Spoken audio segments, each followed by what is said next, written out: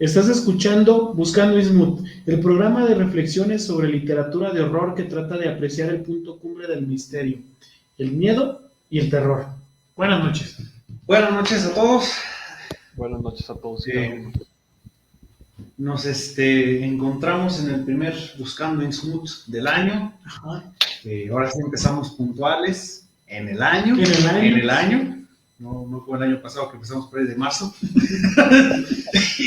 y está con nosotros el buen contramaese Jesús, ¿no? Que lo mandamos, la verdad es que no se sabía, pero no lo podemos decir, pero iniciamos una labor tipo caballo de Troya. Así ¿no? Donde Jesús ya anda invadiendo tierras nórdicas, anda invadiendo otras tierras, ¿no? Para lograr una expedición, sí, una expansión de este proyecto.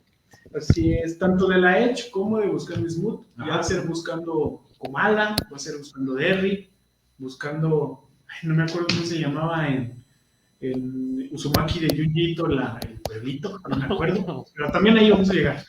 Y también Amontillado y todo. Sí, todo, sí, a todos lados. Y aparte Jesús anda haciendo una noble labor de imitar y encarnar, ¿no? Personificar al santo, ¿no? Porque va a andar peleando contra las momias. Así es. Bueno, a ver, nada puede... Bueno, compartiendo.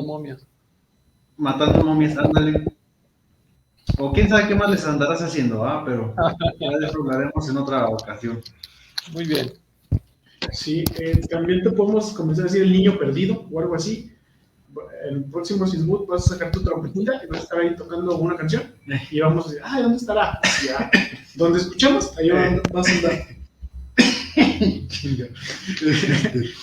Bueno, a ver, pues traemos dos cuentos, ¿no? Curiosamente coincidió el mismo protagonista. El mismo nombre del protagonista. Uno de ambos de dos escritoras. La verdad, no. Jesús, ¿de dónde es Gabriela Rábago? Perdón. ¿Sabes? Me suena que ¿Cómo, perdón? ¿no? ¿De dónde es Gabriela Rábago? Porque Mariana Enríquez es argentina, ¿no? ¿Gabriela es mexicana o de dónde la gira ella? Mexicana. Mexicana. Es que sonaba, por lo menos a mí me sonaba muy a pueblito mexicano el cuento. Bueno, sí, tienes razón. Por eso lo digo. Entonces traemos ahí ahora a colación dos cuentos, uno de una escritora argentina y otro de una escritora mexicana, ¿no? Titulados Pablito clavó un clavito, una evocación del petizo orejudo, o para la bandita del chaparro orejón, y Criaturas de la noche. Criaturas de la noche. Títulos como que Criaturas de la noche es muy, muy cliché de un cuento de horror, o sea, de película de horror, y Pablito clavó un clavito, muy título de algo que me va a hacer equivocarme al hablar, ¿no? Sí. No parece un cuento de horror que, pues, majestuosamente lo es de leerlo. Sí, completamente de acuerdo.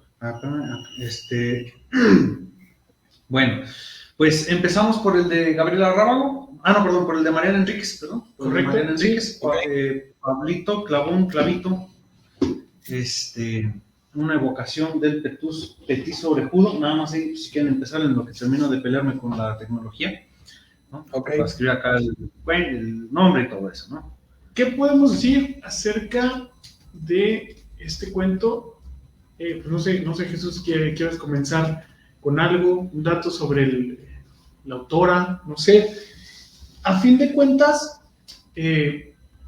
Pablito clavó un clavito. Parece muy a título de pues hasta un juego chusquillo, ¿no? O sea, algo que no tiene nada que ver con, pues me atrevería a decir hasta que con un cuento, ¿no?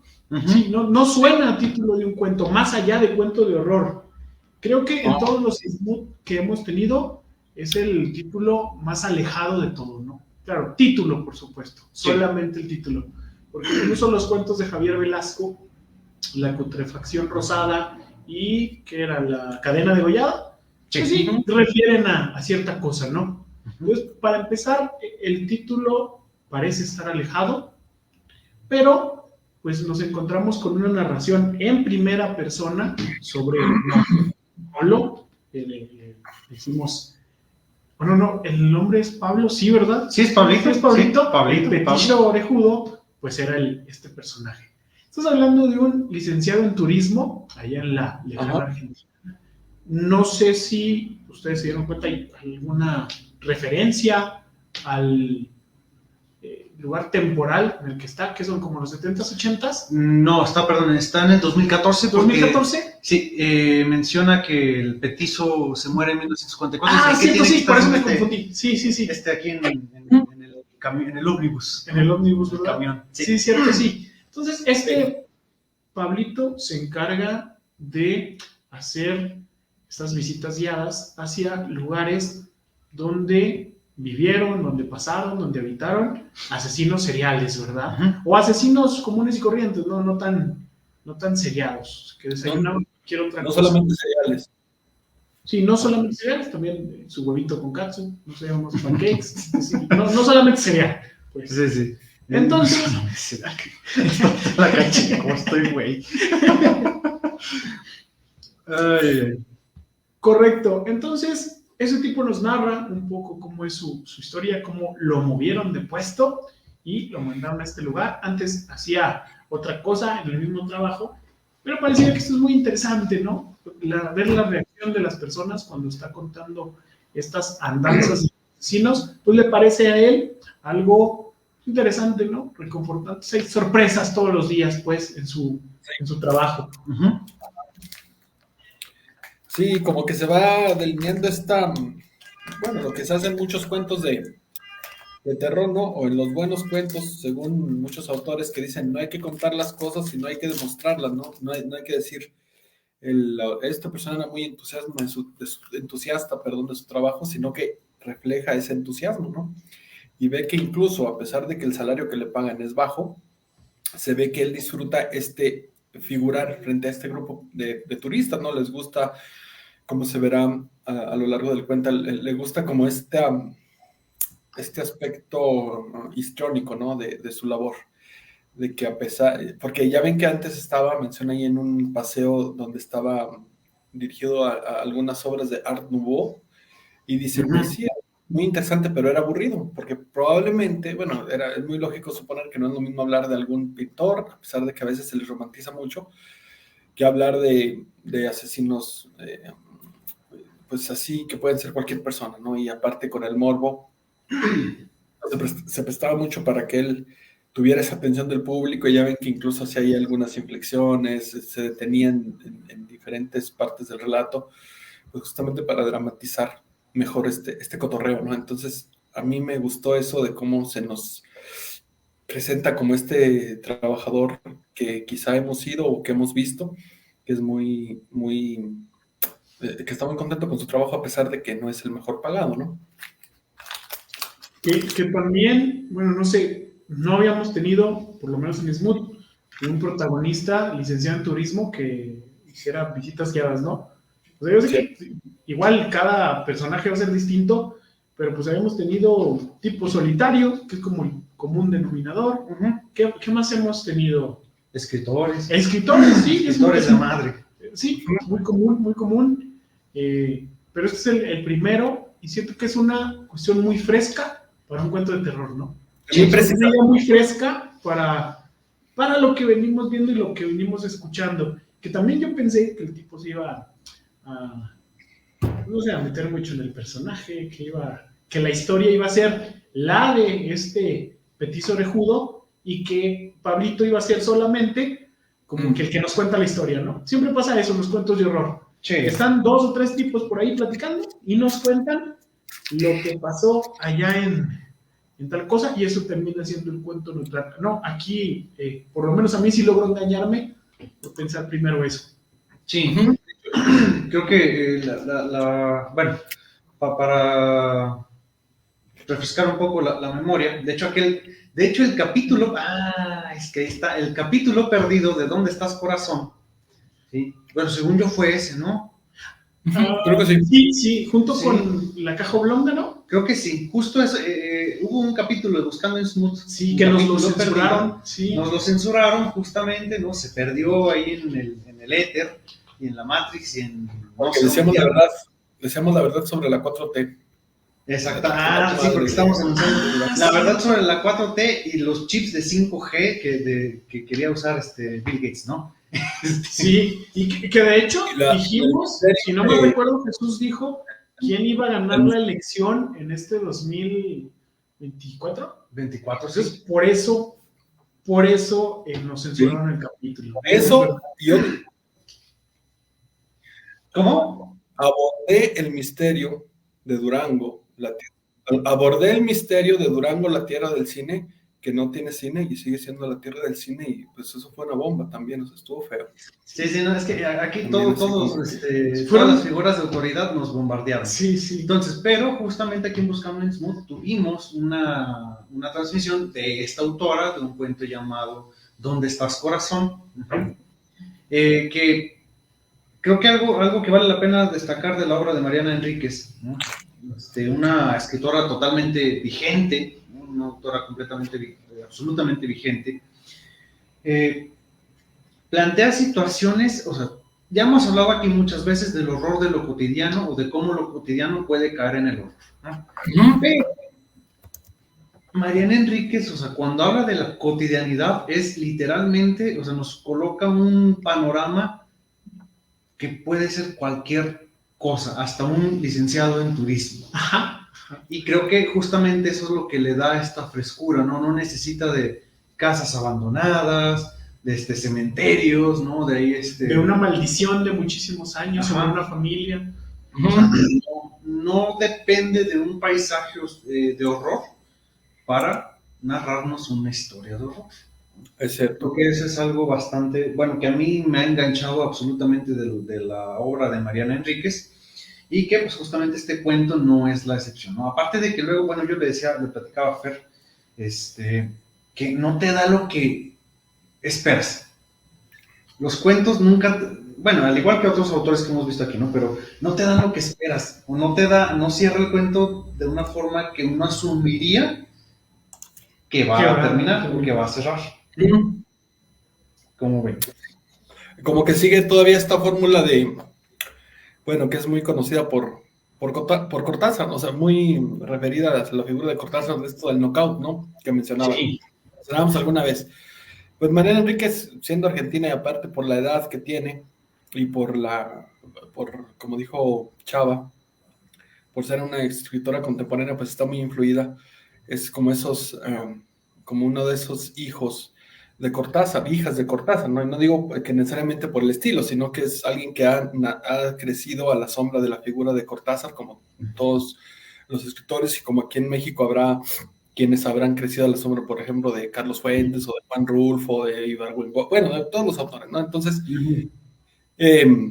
pues esto hace ahí como, no digo que, no sé, pero no digo que haga un homenaje o sí o no, pero necesariamente que está impregnada, ¿no? A lo mejor, bueno, entonces ella ha dicho en algunas entrevistas que he visto que le gusta mucho Cortázar, pero creo, incluso a veces hay estos autores encumbrados mediáticamente, aunque también por su obra, que son influencia aunque no queramos, ¿no? O sea, son una presencia que está ahí. Si los evitamos, se nota que los evitamos. Si retomamos sus elementos, pues obviamente se nota, ¿no? Entonces, Cortázar es de estas figuras que pues, son demasiado grandes y que lo quieran o no los autores, y también los propios lectores lo tenemos muy presente, ¿no? A lo mejor leemos algo que el autor no quiso ponerlo en línea de Cortázar, pero si nosotros tenemos referencia de ciertos cuentos de Cortázar, pues lo vamos a ligar, ¿no?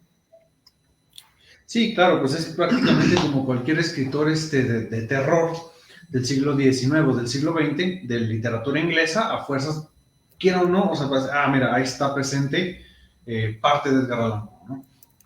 La obra de Lovecraft, aunque es un universo completamente diferente y aunque es una pluma completamente diferente, es una armonía completamente diferente, te evoca, ¿no? Sí, ¿por qué? Porque son justamente como esos caminos, ¿no? Ahí ya medio, o sea, que es que están ahí, justamente, creo que no hay una forma más clara de decirlo, ¿no? Si los vas a evitar, es evidente que los estás evitando. Y si los tomas, pues los tomas, ¿verdad? Está claro que los estás tomando, ¿no? Yo creo que sí no hay una forma más clara de expresarlo. Bueno, sí. Entonces, el Pablito clavó un clavito, ¿no? Pues ya dice, empieza a trabajar en este tour de los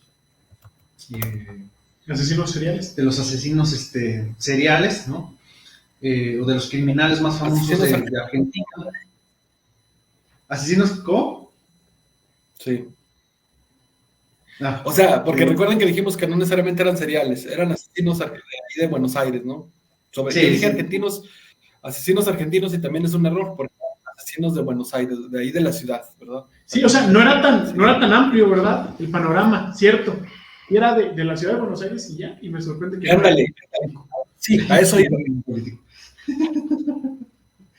Sí, bueno, justamente, ¿no? O sea, como de asesinos que por alguna razón, y que a lo mejor vamos a ponerlo así, ¿no? Siendo, pues, una atracción turística, ¿no? Este paseo de los asesinos o de los criminales, ¿no? Ahí medio famosos, ¿no? O sonados, pues sería como tratar de hacerlo, por ejemplo, a nivel de Durango, ¿no? O sea, pues realmente, ¿cuántos nombres propios te van a resonar, ¿no? O sea, como para que se pueda convertir en una atracción turística. Entonces, obviamente no va a ser como con esta imagen de los asesinos seriales estadounidenses, ¿no? Hollywoodense. Claro. Sino algo, pues, poquito más en margen, ¿no? Algo más enmarcado, pues, por la propia ciudad, ¿no? Que quizás no pueda ser algo así como que súper escandaloso o así. Vaya, no en todos lados va a haber, por ejemplo, no sea una mataviejitas, pero pues obviamente que la mataviejitas pues, va a ser la sonada, ¿no? Y en este caso creo que fue la situación del petiso orejudo, ¿no? Petiso orejudo, que antes de avanzar me gustaría recalcar algo. La enfermedad mental, que posiblemente siempre está detrás, o la mayoría de las veces está detrás de un asesino, suele ser, de acuerdo al morbo y de acuerdo a todo, muy llamativo, ¿no? Pues es un tema de conversación amplísimo en todas las situaciones. Puede ganarse alguien un premio por ser el mejor ciudadano del municipio, le dan su trofeito y no van a estar hablando de esa persona por más de una semanita, ¿no? O sea, se acaba el tema de conversación de los asesinos seriales y de las malobras que hicieron por todos lados, nos da para hablar muchísimo tiempo. Entonces, es que no quiero decir que sea doble moral de la sociedad, pero sí le gusta mucho el morbo, ¿no? Sí. Hace poco en noviembre iba a ir a un tour de los lugares donde se apareció el diablo aquí en Durango. Nos íbamos a subir a un camioncito. ¿A poco pasa por mi casa? Sí, de hecho iba primero para allá. La cuestión es que se llenó al grado de que no nos pudimos subir. O sea, nomás había un viajecito. Ajá, el camión era pequeño, ¿verdad? Eso sí. Claro. Pero diría, híjole, pues ¿cuántas personas quieren ver donde se apareció el diablo? ¿No? Aparentemente sí vende mucho ese tipo de morbo. Sí, era lo que quería decir antes. Si se fijan ahí en el cuento, en más de una vez recalcan que si bien las personas se mostraban como horrorizadas o como que les repugnaban los detalles, era obvio que disfrutaban escucharnos, ¿no? O sea, cuando pasan las cosas como lo del clavo, cuando le dan así ciertos detalles de cómo una de las víctimas, el petiso orejudo, lo mordió y lo agarró como perro, que lo mordió cerca de la boca y que lo hacía como un perro. Entonces, todas esas cosas pues, les contaban, ¿no? A las personas. Sí, pues como que no creo que, como bien lo recalca, ¿no? Que sea como una doble moral, sino como una tendencia a buscar este tipo de temas, ¿no? Un gustito culposo, ¿no? Ajá, un gustito así como que muchas veces se pasa por debajo del mantel, ¿no? Así como que medio, no lo voy a decir mucho, luego las personas que lo dicen abiertamente, o sea, que lo aceptan abiertamente, luego las otras personas se les quedan viendo medio raro, pero que justamente es algo como una tendencia. No sé si ustedes se acuerdan o llegaron, creo que sí hemos coincidido en que los tres vimos la película creo que es de Pedro Almodóvar, la de Tesis. Sí, cierto, en eso estaba pensando. Sí es de Pedro Almodóvar. Sí, ¿no? Sí es de Almodóvar. La de Tesis, ¿no? Sí es de Almodóvar. Yo no sé. No me acuerdo. Creo que sí, no sé. Diga bien, no la quiero regar. Sí. Pero pues mientras acá producción, ¿no? Nos lanza el dato. No, es de Alejandro Amenábar. Sí, de Amenábar, cierto, sí. Perdónenme, mea culpa. Entonces, pero bueno, esta película de tesis, ¿no? Esta película española, donde justamente el final de la película, para no arruinársela a quienes no lo han visto, ya tiene como 30 años. Sí, ya deberían de haberla visto. Ya, si tiene más de 30 años, ya la deberían de haber visto. No, pues que justamente cae en este punto, ¿no? De cómo le pedimos a la ciudadanía que tenga discreción con las imágenes que estamos a punto de mostrar en horario familiar a las 4 de la tarde en todos los canales televisivos habidos y por haber, ¿no? Se les pide discreción. Y aquí está la imagen ampliada. Aquí está la imagen ampliada, ¿no? A todo volumen, remasterizada, ¿no? HD, 1080. Con comentarios de Jordi Rosado y de Marta Gareda, ¿no? Sí. Y de Marta Gareda, ¿no? Que dijo, no, sí, yo estuve ahí. Así es, Jordi. Yo lo grabé. Escribiendo el guión. ¿Cómo?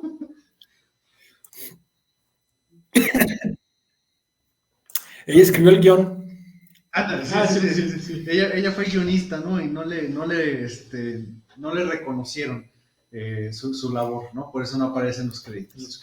Sí, no, pero que justamente apunta a esta, ¿cómo decirlo?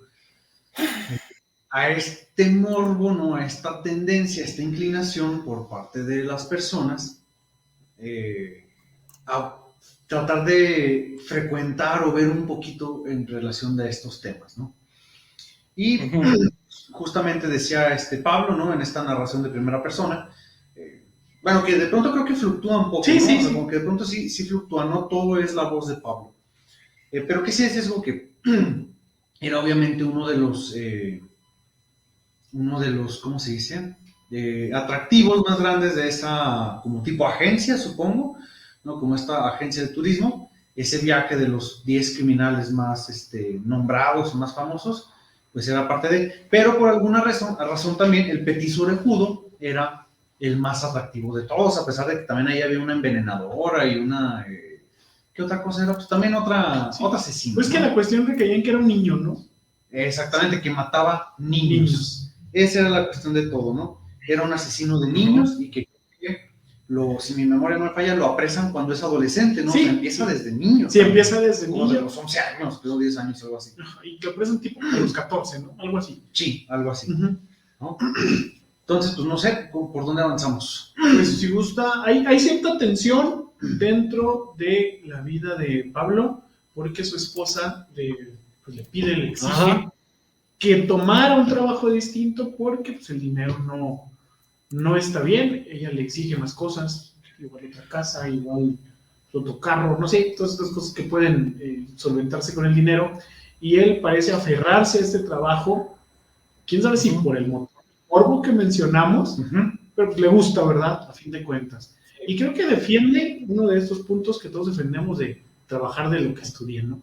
O sea, él defiende por encima de muchas otras cosas, decir, pues es que para eso me preparé, para esto fui a la escuela. Y dice en una parte, a pesar de que él mismo dice que le pagan poco, al inicio del cuento luego dice, cuando la esposa lo está así enfrentando y le dice todo esto que comenta Pipín, él dice esto, ¿no? Yo soy un licenciado en turismo y me va bien, ¿no? O sea, él tenía, digo nuevamente, como esta idea de que su trabajo le iba bien, aunque pues el dinero no era tan, la cuestión monetaria pues no era tan agraciada para él. Aparte, hay que recalcar esta cuestión de que tenían un bebé, ¿no? Que hace poco se habían convertido en padres y que el bebé, pues obviamente, imaginémonos cada uno de nuestra vida con los gastos que tenemos y de repente que llega un bebé y pues, imagínense, ¿no? Es otra onda.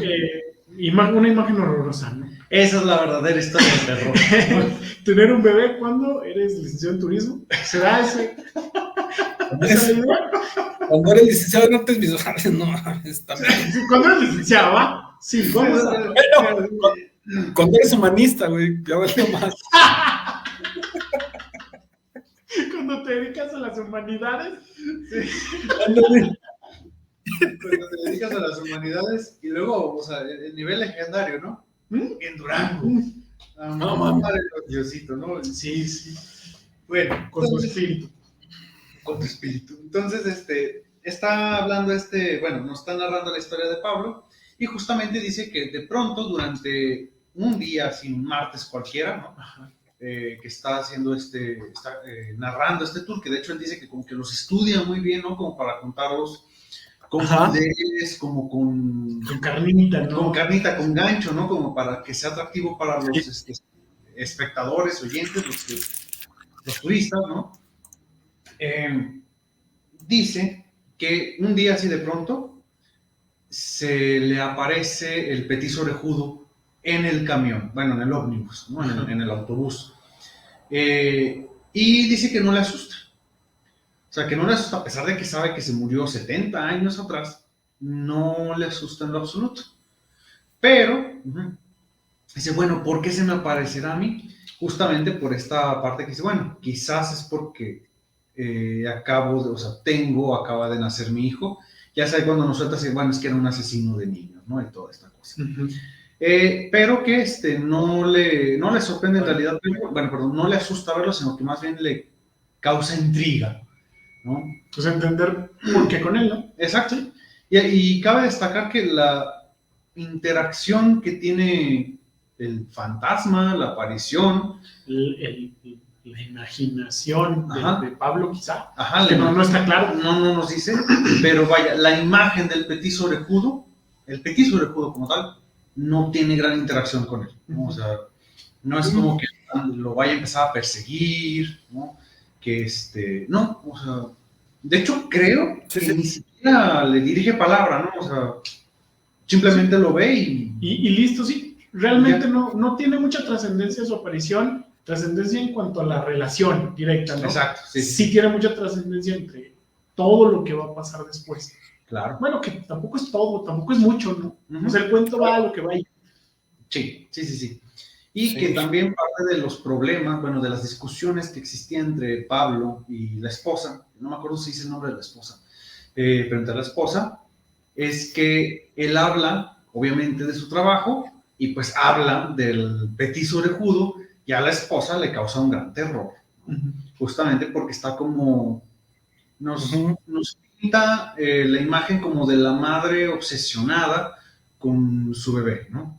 Y que desde que nació el bebé ya todo cambió y que antes eran como de pues una vida más alivianada, no más activa, y que desde que nació el bebé pues esta mujer no sabe, o sea, no tiene otra faceta en su vida que la de ser madre, y que obviamente el hecho de que Pablo esté hablando de un asesino de niños, sí, ¿no? Cierto. Le genera una gigantesca incomodidad y desagrado. Y el decir que ya no tiene otra faceta es real porque dejaron de tener relaciones sexuales, porque dejó de hacer cualquier otra cosa que hacía, y ella se dedica solamente a su rol de madre, cuestión que pues incrementa la tensión que de por sí ya había con esto del trabajo, ¿no? Yo no creo que yo hubiera estado conforme con el trabajo antes, peor aún con un bebé ya en la familia. Exactamente. Yo creo que esto que menciona Pipín es importante porque yo creo que Pablo se da cuenta de, como bien dijeron, bueno, fue un poco en broma, pero creo que es el terror de ser padre, ¿no? Que tenía que renunciar, quizá como muchas personas, no lo dudo, tenía que renunciar, sí, quizá a una vida anterior, pero en el caso de él, era una vida, bueno, mejor dicho, un trabajo, y también una vida, porque eran ciertas actividades de pareja, tiene que renunciar, pero estas actividades le resultan muy queridas, sobre todo, y cuanto más que no dependen de cuestiones económicas, ¿no? Que a veces es muy, muy triste cuando uno se ve orillado a dejar de hacer cosas que no te reportan un beneficio económico significativo, pero que te gustan y te sientes bien haciéndolas, y pasar a hacer otras que es todo lo contrario, ¿no? Que a lo mejor te reportan un buen beneficio monetario, pero en las cuales no sientes ninguna relación personal, ¿no? Ningún amor por esa actividad. Entonces yo creo que, obviamente, bueno, digo obviamente para mí, cuando la esposa habla de esta obsesión de Pablo con el buen petiso orejudo, es porque yo creo que Pablo lo empieza a entender, ¿no? O sea, empieza, no que lo entienda y que esté de acuerdo en lo O sea, no que le atraiga la figura, digamos, que le gustara lo que hiciera. Si recuerdan, en una parte incluso se horroriza él de acordarse que tiene a su hijo, pero por otra parte, como que puede entender, dada su situación, la aversión que pueden causar los niños en ciertas personas, ¿no? Ujú. O este gusto morboso o esta acción tan violenta que hace el petizo y que el final del cuento, bueno, sin llegar todavía a él, pues vemos cómo esta situación tan compleja del petizo y de su actividad y de él y lo que pierde debido a los niños, pues empieza a formar como una amalgama ahí muy extraña, ¿no? Entre fascinación y miedo, ¿no? Que es algo muy complejo y muy peligroso, me parece. Cuando algo nos fascina, lo mismo aterra, ¿no? Sí, no, o sea, completamente de acuerdo. Creo que o sea, una buena, ¿cómo decirlo? Pues sí, una buena parte del desagrado por esa nueva faceta que parece estar dominando la vida de Pablo, ¿no? Eh, Así que lo único que tiene, o sea, lo único que le queda, que él puede disfrutar, que le gusta o que no le genera como tanto desagrado, ¿no? Pues es ahora sí que el tour, o sea, es lo único que le queda de esa vida que, como tú dices, o sea, pues te reporta algo, pero personal, ¿no? O sea, es su trabajo. Claro. Y que justamente entonces se presenta la imagen o la persona de Uh-huh.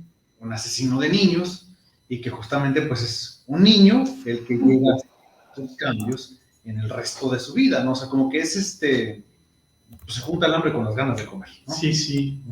Sí, total. Mejor manera de decirlo. Pues se ponen las piezas ya juntas nada más para que las les encajen, ¿no? Uh-huh. Sí. Les acomode. A fin de cuentas, bueno, para si gustan ya ir avanzando en el asunto del cuento, Pablo nos empieza a contar a manera de, ya sea ensayo o a manera de con los clientes ahí en el tour, nos empieza a contar varias de las andanzas del petiso orejudo, de cómo tuvo a sus víctimas y cuenta bastante, bueno, no sé si bastantes, pero cuenta algunas y habla de las particularidades de este tipo como asesino, bueno, tipo niño, que pues eran horrorosas, muy morbosas, y para él representaba como el punto más alto de su exposición, ¿no? Ahí con los clientes. Sí. O sea, la manera en la que decía tal cosa respecto al petizo era como el gancho más fuerte de toda la presentación. O sea, realmente se representaba el punto más alto de lo que él hacía en su trabajo. O sea, no había manera de dejarlo a un lado, pues. Exacto. Si todo iba hacia ahí.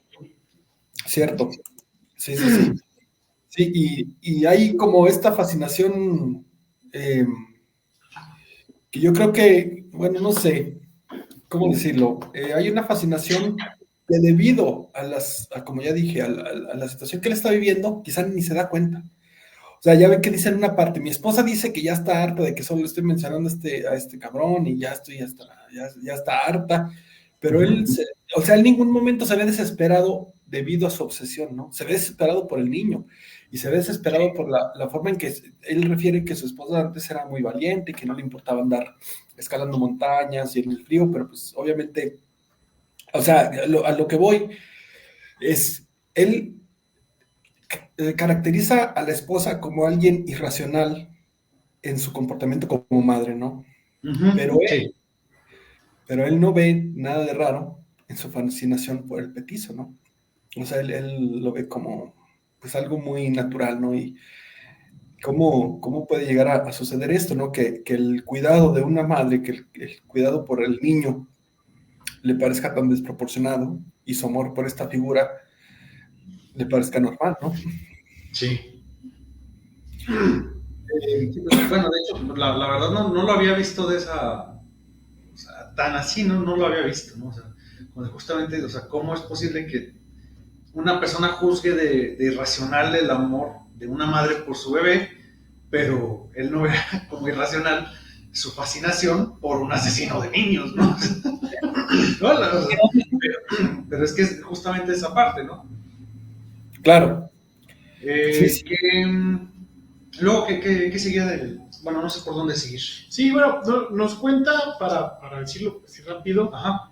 de cuando asesinó a una niña, no recuerdo el apellido de la niña, pero la llevó por ahí a un rincón desolado de la ciudad, creo que un callejón, sí. Entonces la asesina y de hecho el tipo tenía muchas particularidades en sus acciones porque no sé si o le corta el cuello, pues esa cuestión es que la mata y luego busca enterrarla, ¿no? Está haciendo pozos para enterrar a sus víctimas. O sea, no era un asesino, era un asesino muy metódico, muy de película, ¿no? Que hacía cosas extrañas. O sea, realmente esta fascinación, pues, por ese sentido de la enfermedad, pues sí era creíble, ¿verdad? Sí. Luego para la policía, luego para los investigadores, pues el asesino más loco es el que tiene más impacto en la sociedad. Por ese lado se entendía y creo que Pablito se escondía detrás de ello, ¿no? O sea, decía, no, es que sí estoy fascinado, pero es que es fascinante. Sí. Se escondía detrás de esta fascinación para luego, no sé si gustan que pasemos ya a lo más interesante. Sí. Ya Pablo está como ensimismado en esta idea, no encuentro otra palabra para definirlo, y resulta que y es cuando el niño está llorando en la noche. O sea, estoy perdido ahí. Cuando están dormidos él y la mamá, ¿no? Ah, cierto, están dormidos, sí. Que hace, perdón, rápidamente, que hace mucha referencia a esto, ¿no? Que ahora el niño ya dormía entre ellos dos y que eso le repasaba. Cierto, sí. Sí, que me parece que es cuando habla del... Es que no me acuerdo cómo se llama este juguetito que ponen como colgando. Un colgante, ¿no? Ahí sí, ¿cómo, perdón? Creo que se llaman colgantes, ¿no? Que quería quitar de los planetas, supongo. Sí, ándale, de ese colgantes, sí. Sí, el colgante que, si no me recuerdo, no le gustaba a la mamá. Sí, porque tenía miedo que se le pudiera caer encima al bebé. O sea, una sobreprotección. Ajá. Entonces, pues, ya dormía el niño en medio de ellos, o sea, todavía separándolos un poco más. Sí. Pese a que el bebé, no recuerdo si tenía nombre el bebé. Creo que no lo menciona. ¿No? Pablito 2, ¿verdad? Pablito 2 estaba ahí, acostadillo, pese a que tenía su cuarto, tenía su cuna, pero la mamá no quería desprenderse de él. Creo que ambos estaban aferrados a cierta situación, ¿verdad? Sí. O sea, eso era innegable. Que claro, que una mamá se aferre a su hijo recién nacido, pues bueno, ¿no? Sí, o sea, es como que medio, pues normal, ¿no? Sí, claro. La idea entonces es que... Era madre primeriza, ¿no? Y se ve que el propio Pablo tenía ilusión por el niño, porque incluso recuerdan que como que la habitación fue una cuestión más de él, ¿no? Cómo la adornó, le puso la cunita, le puso esta cosa. Entonces, hasta que antes de que llegara el niño, pues él también lo esperaba con mucho gusto, ¿no? Pero llega y se da cuenta que aquello también está muy canijo, ¿no? Imagínense esperar algo que tiene como esta carga, ¿cómo decir? Pues cultural, de que es una de las mejores cosas que te puede pasar, que tú mismo la esperas y que sucede y que resulta que te es totalmente, sientes una aversión muy fuerte hacia ella, ¿no? Como es el nacimiento de un hijo, pues también eso debe ser terrible, ¿no? Bueno, no el nacimiento de un hijo, cualquier cosa que, como digo, que tengas esta idea que es feliz, no sé, lo que sea, y que te toque a ti experimentarle, resulta totalmente terrible para ti, ¿no? Y sobre todo que no había, por no ser considerado todas las atenuantes o todo lo que conllevaba el tener un hijo, ¿no? Entonces, pues voy a jugar con él, lo voy a tener aquí, esto, aquello. Ándale. No consideraba el no dormir, no consideraba el que la vida sexual posiblemente fuera a bajar o terminarse por completo. No consideraba tantas cosas, incluso hasta la cuestión económica, que eso creo que sí se puede ver desde lejos, ¿no? Pero todas las otras contrariedades, pues ahí estaban y pareciera que le cayeron de sorpresa este impacto, ¿no? O sea, no sé, ahora que lo estamos analizando así, puede ser una depresión posparto, pero de Pablito, ¿no? O sea, sí, de que llegue el bebé y estoy ondeado completamente, no sé qué tengo que hacer. Sí. Perdón.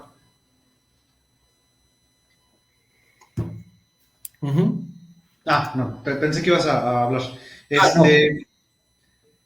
Ya está, bueno, pero que justamente, o sea, al principio todo pareciera apuntar que, o sea, Pablo nunca quiso al bebé, que nunca lo esperó y todo, pero ya cuando se da esta descripción de que, pues, él también participó mucho sobre todo en la planeación bueno, en la construcción de la preparación, en la preparación de la habitación del niño y todo, que le había puesto ahí su colgante y todo, y que la señora le dice, no, pues quítalo porque le va a caer encima y le vas a sacar un ojo y bueno. Y dice que justamente, o sea, como que cuando entra al cuarto del bebé y ve el clavito, ya sin el colgante, porque la señora quiso que se le quitara el colgante, ¿no? Como que este clavito justamente se vuelve un símbolo, ¿no? O sea, como que, o sea, de cualquier cosa que podía servir de símbolo o de anclaje, Pablo se fija mucho en el clavo. En ese clavo vacío, que es como la síntesis, ¿no? De cómo incluso pareciera que la esposa le arrebata también el bebé a él. O sea, no solamente la esposa se aleja de él, sino que también el bebé, que era algo que a él le agradaba, la idea, también se lo arrebata. Y queda como un clavo que no tiene nada colgado, ¿no? Ajá, o sea, si no, no funciona, pues. Exactamente, pues prácticamente como él, ¿no? O sea, y el clímax, si lo queremos ver así, surge para mí en dos cuestiones.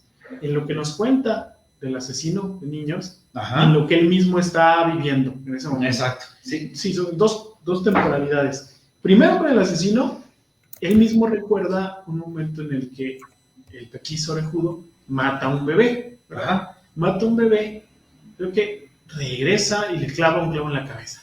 Sí, ahí se ve, ¿verdad? Ajá. Sí, que ya muerto le clava el clavo en la cabeza. No recuerdo si dice que con un martillo, con una piedra, o si con la... Nada más dice que le regresó y le clavó el clavito. El clavito ahí en la cabeza. Una imagen, o sea, sutil en cuanto a cómo contarla, porque pues no se toma mucho tiempo en decirnos qué pasó, pero considero que es una imagen bastante fuerte, ¿no? Claro. Un bebé ya muerto creo que debe ser una cosa horrorosa, y todavía regresar después de muerto y ponerle por ahí un clavo es una imagen grotesca en todo sentido. Sí. Y que de hecho esta acción es la que hace que lo capturen, ¿recuerdan? Cierto, sí. Pero también, bueno, va al funeral. Sí. Se va al funeral. Pero es que eso, o sea, como que es que toda esta parte se vuelve bien grotesca, ¿no? Sí. Porque va al funeral y dice, ¿por qué? ¿Quién sabe? ¿No? Va a ir a ver al niño en el ataúd, ¿no? Y que pues obviamente es como que lo reconoce, porque ya como que tiene esos antecedentes y todo, pues van, lo agarran y todo, que ya cuando lo llevan a la comisaría, ¿no? O al centro de detención juvenil, porque tenía 16 años, se dan cuenta que tenía una erección. Sí. Tenía una erección gigantesca de 18 centímetros, o sea, bajo esa situación. Entonces, o sea, como que todo se vuelve desagradable, ¿no? Y creo que Pablo ahí dice, bueno, no creo, lo acabo de leer. Lo acabo de ver.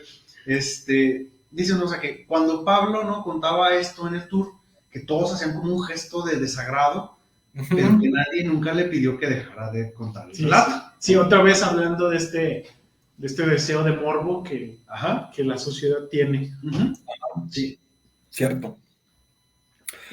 Y por eso, o sea, también eso es importante, creo. Bueno, ahorita se me viene a la mente que Pablo en realidad no solo era, bueno, perdón, el petizo era como atrayente para cualquier persona, ¿no? A pesar de que sentían repudio por lo que hacía, era el que más atraía de todos los otros asesinos, ¿no? Obviamente por cuestiones grotescas y por los asesinatos que hacía de niños, o sea, habían cosas muy, muy particulares. Y en una parte del cuento dice, ¿no? Incluso, que no se hablaba, por ejemplo, de criminales políticos por corrección, obviamente, política, valga la redundancia, pero aparte, la cuestión de por qué el petizo era como que muy, como resaltaba para todos, dice en una parte del cuento, el petiso era distinto, era raro, no tenía más motivos que su deseo.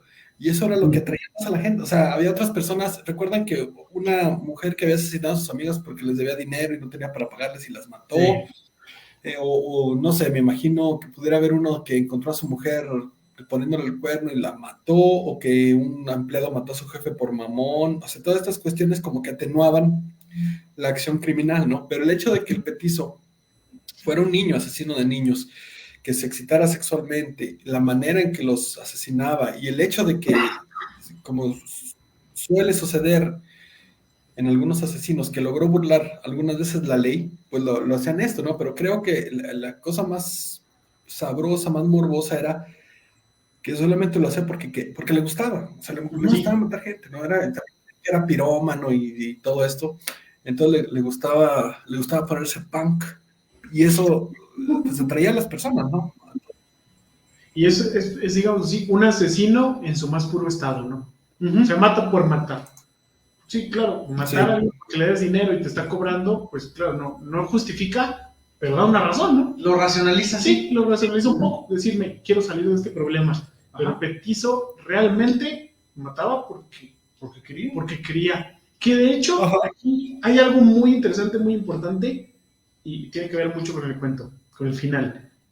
Lo que sugiere, ¿no? Creo que la sugerencia que hace en este cuento, pues al final, a mí me encantó. Fue lo más maravilloso del cuento.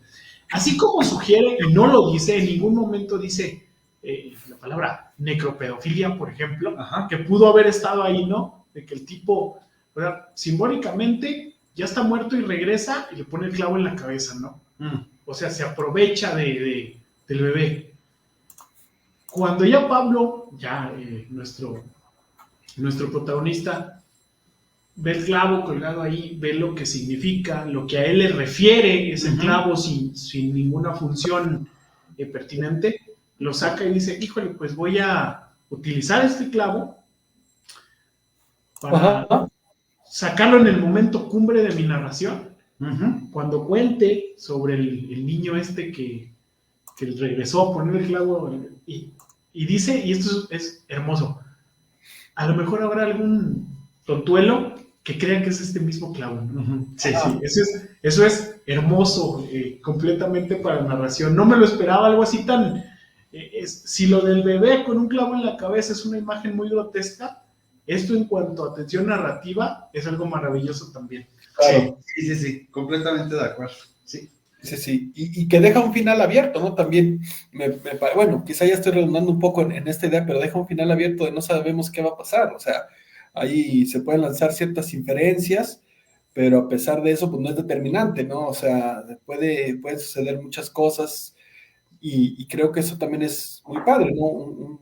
Un cuento con un final abierto así, porque vemos que el problema no se cierra, no sabemos lo que le va a pasar a Pablo, no sabemos si va a seguir teniendo estas alucinaciones, si estas alucinaciones le van a obligar a hacer algo, y yo creo que ese es un cuento, a mí me gustó esa parte, ¿no? De final abierto, y pues de que no, o sea, una cosa es decir, sí, Pablo se volvió loco y probablemente maté a su hijo, ¿no? Por decir, o sea, es que probablemente, a pesar de decir probablemente, como que ya es algo muy, es un final cerrado, ¿no? O sea, decimos probablemente porque no dice, pero yo digo que una parte agradable del cuento es que nos deja todavía dudando de si realmente se va a lograr controlar, si se va a divorciar, si va a matar a su hijo, si no, si me entienden. Entonces, creo, me odio decir si me entienden, perdón, pero para allá voy. Creo que eso es lo bello, ¿no? De ese final abierto. Y a fin de cuentas, nos sugiere que la posibilidad de que Pablo le clase clavito a su hijo, que posiblemente esté calvito, o sea, que es bebé, pues sí. O sea, es latente, ¿no? Y eso es lo maravilloso. A menos de que fuera un niño lobo. Ya ven que a veces no un niño ratón de esos que nacen. A menos que fuera el niño. El niño rata. Que sigue. Sí. Ándale. El otro Pablito. El otro Pablito. Sí. Drácula. El Draculín. Nada más, me gustaría leerlo, sí, por favor, si me lo permiten. No, esta parte justamente final. Date. Dice, pensó que resultaría un gran golpe de efecto para su relato. Lo sacaría de su bolsillo justo cuando contara el crimen del niño Gesualdo Giordano en el momento preciso, cuando el petizo volvía y lo clavaba en la cabeza del chico ya muerto. A lo mejor algún turista ingenuo hasta creía que se trataba del mismo clavo perfectamente conservado 100 años después del crimen. Sonrió pensando en su pequeño triunfo y decidió acostarse en el sofá del living, de la sala, lejos de su mujer y su hijo, con el clavo entre los dedos. Uh-huh. Es que es esa justamente parte que ya ustedes comparten y que adelantaron, de un final, es que no es un final abierto, pero sí, ¿no? O sea, te está diciendo, o sea, él te está diciendo que pues es para su narración más, más sabrosa, ¿no? Más, más impactante. Uh-huh. Pero, o sea, que la posibilidad de... Que a la posibilidad de cualquier otro día, pues se deschavete, se ponga punk, sí. Y, o sea, en una de esas, dice, ¿no? ¿Por qué se me aparecerá a mí el petizo orejudo, ¿no? Y al Pablo con el clavo entre los dedos, ¿no? O sea, es bastante sugerente. Sí. Es bastante sugerente, pero que al menos nos permite esa sensación de saber quizás qué va a pasar, pero no nos lo está diciendo. Y creo que eso es justamente algo de lo más maravilloso de Mariana Enríquez, ¿no? Que no te da lo que esperarías, pero si quieres tomarlo, te permite. Tómalo. Que de hecho, siento que no que se quite la responsabilidad, o sea, ni una responsabilidad literaria, mucho menos moral, sino que nos lo deja a nosotros. Exacto. Y que nosotros decidamos ese final nos responsabiliza, decir, bueno, ya pasó esto, ¿no? Uh-huh. Porque las posibilidades están. El hecho que diga que la va a sacar en su narración en el punto más alto, ahí en su turibús, pues sí, perfecto.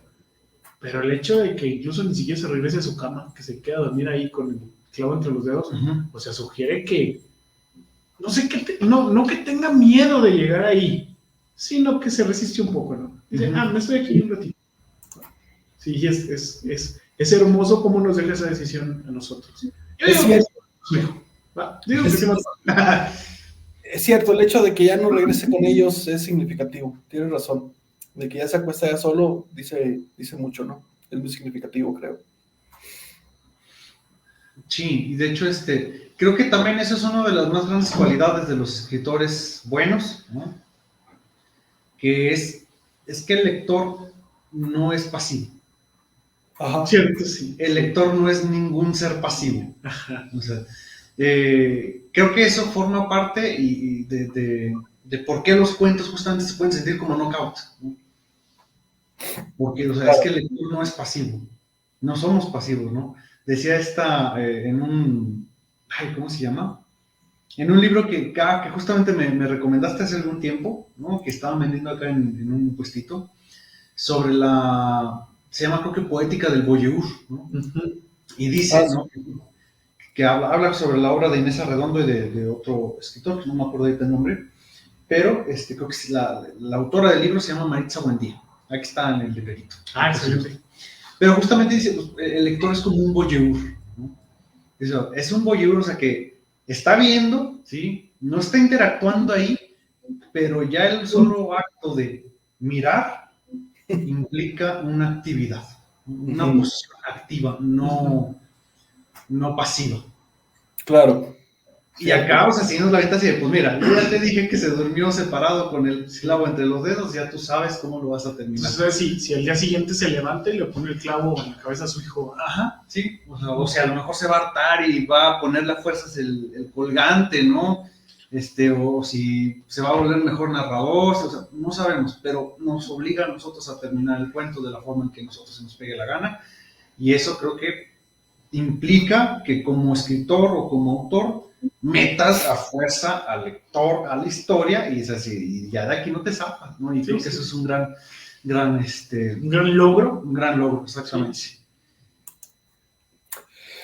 De acuerdo. Sí, pues no sé si quieran pasar al siguiente cuento. Sí, de una vez. Sí, ya llevamos una vez. Correcto. Pues adelante. A ver, déjame cambiando acá. Correcto, sí. Mencionaba al principio, cuando estábamos ahí discutiendo sobre con qué cuento empezar, que me parecía Rábago una autora mexicana. O sea, por todo este paneo que hace sobre la costumbre, sobre el pueblito, me pareció un pueblito muy mexicano, la verdad. O sea, tampoco es que haya estado yo en pueblitos de otros países, pero me pareció. También. Sí, me pareció una cuestión muy mexicana, sobre todo con esa cuestión de los alacranes. Que tampoco me voy a atrever a decir que es una autora duranguense solamente porque hay alacranes ahí en la narración. Pero lo que sí es que los animales que se arrastran, pues no sé, pero los ranchitos, pues están siempre, ¿no? Sí, o sea, no hay manera que un ranchito no tenga alguna alimaña ahí caminando, sobre todo en estos tiempos que ya va a haber campaña política, ¿verdad?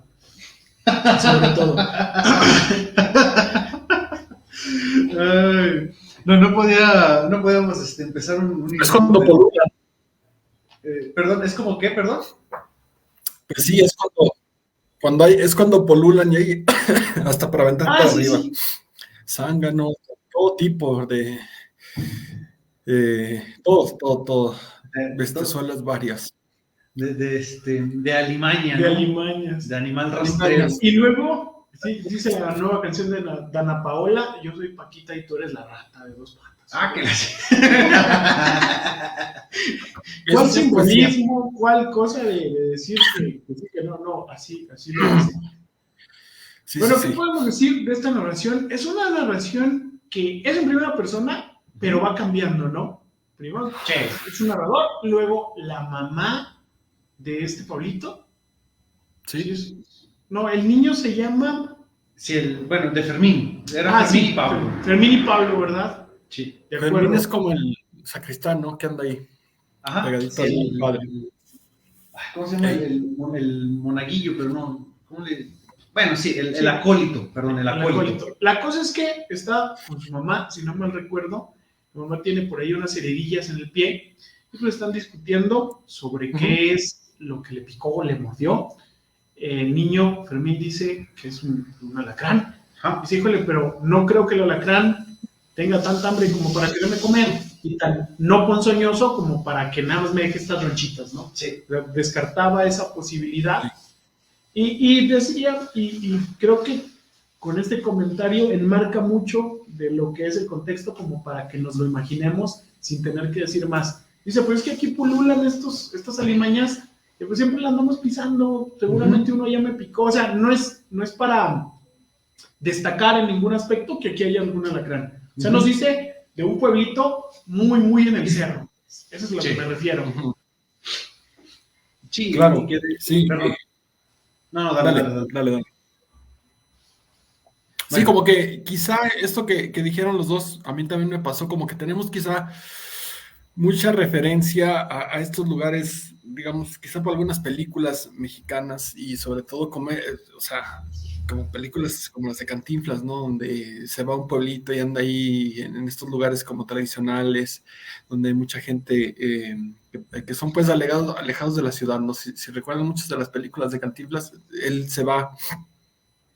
Por ejemplo, cuando es el maestro, pues se va a un pueblito alejado donde no hay escuela y todos están así medios bárbaros.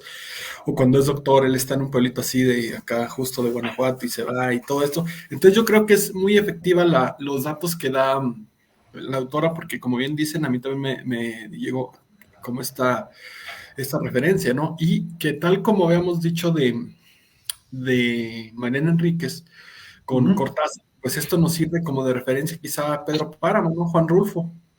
El Llano en Llamas, todos estos lugares que están estos relatos que están caracterizados en la provincia, ¿no? Bueno, en Jalisco, en toda esta parte.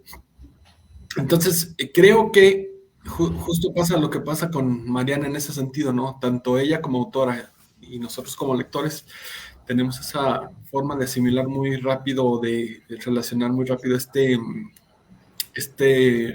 ¿cómo decirlo? Pues este paisaje que con muy pocos detalles se empieza a definir, ¿no? Incluso en la forma en que las personas hablan, la forma en que hay como esta presencia muy importante del sacerdote, si se fijan, ¿no? Que también es algo muy común, por ejemplo, es en otros ámbitos, pero díganme, ¿qué novela mexicana no tiene la figura del sacerdote? Siempre ahí anda de huelemoles, lo que no le importa y así, pero es una figura muy cercana, ¿no? O sea, en cualquiera. En el gabacho pues sale el padre cuando hay algo de terror, ¿no? Y le van a preguntar cómo matar al monstruo, o incluso él ahí anda matándolo. Pero acá, la clásica historia de la chava pobre que se enamora del rico, ahí anda el padre embarradote, ¿no? Alcahueteando ahí. Entonces yo creo que tiene todos estos elementos que para nosotros son muy cercanos. Este libro, bueno, el libro donde viene el cuento, se publica a inicios de los 90, entonces pues tiene todo este resabio de todas estas películas, ¿no? De toda esta imagen tan conocida para nosotros, ¿no? Yo creo que es como una imagen, no sé cómo ustedes lo vean, perdón, como una esencia muy familiar, ¿no? Como que inmediatamente nos sentimos atrapados, o sea, de familiaridad del cuento, ¿no? De cómo hablan los personajes, de toda esta referencia también a la Iglesia Católica que nos permea, seamos creyentes, practicantes o no, pues decía alguien alguna vez, somos católicos de menos culturalmente, ¿no? O sea, tenemos mucha relación con el catolicismo. Entonces creo que esto hace que el cuento lo sintamos como como una historia, ¿no? Como estas historias que te platicaba tu abuela o tu abuelo o tus papás de algo que pasó en algún lugar, ¿no? Y sobre todo, creo que este paisaje que mencionas, que es muy familiar, sin decir ya nada más, refiere a la tensión que hay entre todos los personajes, ¿no? O sea, todos están dentro de la trama porque están en este pueblito. Y ya cuando algo pasa en la iglesia de un pueblito, todos están enterados y todos opinan, ¿no? O sea, forma parte del argot del pueblito, quieran o no. Entonces, sí, es como que es muy acertado incluir en un cuento llanerito, así, pueblerino, al padre de la iglesia como tal, porque quiere decir que todo el pueblo está inmiscuido, ¿no? O sea, que forma parte de todo, pues. Sí, o sea, lo que atraviesa la iglesia, el sacerdote, ya atraviesa todo el mundo. Todo el mundo, sí. Sí, que pone también a la iglesia como espacio común, ¿no? O sea, tanto en el sentido físico como también en el sentido social. Bueno, y básicamente, si quieren, seguimos avanzando con la trama. Lo que pasa en este cuento... Pero nada más un comentario, perdón. Ya, ahora, sí. Es que no se me va. Y que de hecho creo que justamente hablando un poquito del paisaje o de lo que ya hemos hablado una vez, ¿no? De la arquitectura del cuento, ¿no? Solamente hay dos espacios, ¿no? Reconocibles: la iglesia y pues, prácticamente lo abierto, ¿no? O sea, que van caminando, que van ahí entre las calles y todo, que, bueno, entre las calles, pues sabemos a qué nos referimos, ¿no? Calles de pueblo. Que van ahí, o sea, van caminando, se trasladan, bosque, sierra, lo que sea. Y la iglesia son los únicos dos espacios que podemos ver del cuento. Los únicos dos, ¿no? Que incluso hablando de la casa, o sea, de que están dormidos, de que la casa y todo, no dice nada de la casa. Sí, o sea, lo refieren allá lejos, ¿no? Sí, o sea... Por supuesto que hay una casa y tienen que dormir allá, pero no es un escenario dentro de ándale, exactamente.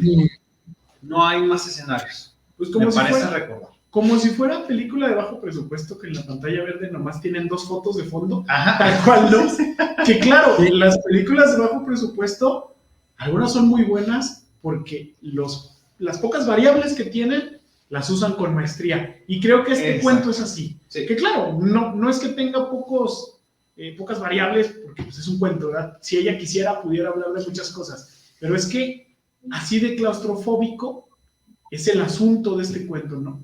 O sea, de un pueblito encerrado, ensimismado en pocas cosas. Sí. Perdón, ahora sí ya. Sí. Bueno, lo que nos narra este cuento breve es la muerte de un niño, ¿no? La muerte de un niño que progresivamente va, ¿cómo diciéndolo? Va ¿Cuál será la forma más acertada de decirlo? Va muriendo poco a poco, se va secando poco a poco y hasta que finalmente fallece, se va consumiendo. Ajá. Entonces, eventualmente muere y luego muere ya en el momento en el que fallece, pues está visiblemente desgastado, ya está muy flaquito, ya está muy desmejorado. Sin embargo, en el punto, en el trajín entre que lo velan y todo eso, se dan cuenta de que el niño empieza a adquirir rubor en las mejillas, ¿no? Ujú. Pues empieza a verse rollizo, empieza a verse rejuvenecido y esto pues naturalmente hace que toda la gente se ponga ahí muy sorprendida. Entonces, cuando están ahí preguntándose pues qué estará pasando, y es la comidilla ahí del funeral, una de las personas más ancianas que está ahí propone la idea de que esto está sucediendo porque el niño es santo, ¿no? Y que va a ser el primer santo del pueblo este. Entonces, pues ya sabemos cómo se manejan los chismes en nuestra sociedad. Bueno, en todas, yo creo, ¿verdad? Pero en la sociedad mexicana, estos chismes religiosos, pues prenden con mucha facilidad. Ujú. Estoy también en otras también, pero no las conozco. Y empieza la gente ahí a hablar, se habla de que lo deben de hacer algún tipo de reverencias, algún tipo de reconocimiento, se organizan los niños para que vayan y traigan flores y se las ofrezcan, y se empieza como esta, no sé si es la forma correcta de decirlo, pero fue lo que a mí se me ocurrió como de histeria colectiva, ¿no? No sé si estoy utilizando bien el término, pero así como que toda la gente se empieza a animar y le parece muy bello, ¿no? Esto que está sucediendo. Sin embargo, entre que esto va sucediendo y que la gente va a ir proponiendo diversas actividades que se deben de hacer con el niño, la voz de la mamá se escucha y refiere la historia de cómo fue concebido el niño, ¿no? Y resulta que Ujú. fue una experiencia muy traumática, ¿no? O sea, ella empieza a decir que fue una experiencia, o sea, el acto sexual con el cual concibió al niño fue una experiencia fea, en el sentido de que, si bien no se habla de una violación, Ujú. sí se habla de un encuentro terrible, ¿no? O sea, pero hay como o sea, hay los síntomas de una relación sexual incómoda, digamos, biológicamente, físicamente, pero también cuando hay una parte en donde la mamá de Pablito, cuando está teniendo relaciones, que siente algo muy extraño, ¿no? Que siente una especie Ujú. de sensación, digamos, distinta, no normal, pues, no se siente demasiado cansada, se siente como que abandona el cuerpo, siente una serie de cosas muy extrañas que se del rechazo físico, ¿no? Empieza a sentirse muy mal, se siente muy debilitada y refiere de cómo al terminar este acto sexual se va a su casa, pero sintiéndose terrible, ¿no? Que ni siquiera puede caminar, mareada, pero tiene como esta experiencia, digamos, ¿cómo decirlo? Pues paranormal, ¿no? O sea, paranormal en el Ujú. sentido muy extraña, pues, ¿no? Cosas que nadie siente, o sea, siente una cuestión así de debilitamiento, de un malestar generalizado que no tiene nada que ver con lo físico, y refiere las características de este hombre con el que tiene relaciones, que es así raro, oscuro, violento, y que incluso dice, ¿no? En una parte, en un momento los besos que le daban eran demasiado fuertes e incluso le hacían daño. Ujú. Entonces, esto se va compaginando entre el furor del pueblo, que está decidido a hacer de Pablito un santo, y el recuerdo de la madre, ¿no? Sin embargo, la cuestión se pone compleja cuando el niño desaparece, ¿no? Ujú. Ahí, Sí, que de hecho, perdón, dale. eh, dice ay, no me acuerdo cuál es el nombre de la madre de Pablito. Bueno, Pablita. no me acuerdo cómo se No llama me esta acuerdo. señora, pero bueno, ¿perdón? No me acuerdo tampoco. ¿No Ah, era como Gregoria, Georgina? Recuerdo que era como Ah, Eugenia, no estoy seguro. sí, espera. algo así. A ver. Para empezar, el pueblo que hace rato yo me quería. Gaudelia. Gaudelia. El pueblo Gaudelia, se sí llama. era con G. Gaudelia, Sí sí. era con G. El pueblo es Momoxpan. Momoxpan, ajá. Gaudelia de Momoxpan, ¿no? Sí, suena a nombre rimbombante, así pomposo. Suena como a nombre de banda indie, ¿no? Ándale. Gaudelia de Momoxpan, dice, ¿no? O sea, que justamente después de todo el acto y hablando, bueno, como, sí, hablando de esta incomodidad, como que ella supo, o bueno, presintió que desde ese momento ya estaba encinta, ¿no? O sea, que desde ese momento ya había quedado embarazada, justamente, o sea, como, pues lo sintió, ¿no? O sea, lo sintió, pero con una sensación terrible, ¿no? Y que justamente a mí, bueno, no sé si lo entendí bien, pero como que incluso esta relación sexual tiene lugar al aire libre, Sí, al exterior, ¿no? Como entre unos brazos que atrás de los arbolitos. Si les gustaba mucho Joan Sebastián, ya ven que la hierba se movía. ¿Sí era Joan Sebastián? No sé. No, esa es la de Era una tarde de primavera. Sí, no. No, pero ese fue en un granero. Ah, en un granero. Sí, ese fue en un granero. Un trigal, ¿no? Y en aquel trigal. Ah, no, perdón, sí, en un trigal. Sí, pues sí, la hierba. Sí. A bien les gustaba la de la hierba se movía. Sí. Es que yo estaba pensando en esa, ¿no? La hierba se movía. No, bueno. Sí, o sea, como que incluso hasta la forma en que se da es raro, ¿no? O sea, sí, ciertamente nunca dice de una violación, pero todo el momento pareciera que está refiriéndose a algo, pues grotesco, ¿no? Monstruoso. Similar, ¿no? Ajá. De hecho, ni siquiera dice, o sea, cómo es que ella se anima, ¿no? Porque creo que era un vendedor de... Era un vendedor de medias. ¿De qué, perdón? De medias para mujer. Un vendedor de medias, sí, que ya de por sí está raro, ¿no? Y que justamente como que hablando de la visión de otra persona, ¿no? Dice, o sea, de quién sabe si a lo que a Gaudelia le llamó la atención del señor fue que pues era un señor de traje, ¿no? Que decía que pues era el único traje así medio vistosón que había ahí del pueblo y todo, pues quién sabe, ¿no? Si pues se viste a Aesthetic, este es el bueno, ¿no? Ah, sí, digo, este señor es Aesthetic, y el hijo le salió muy coquete, ¿no?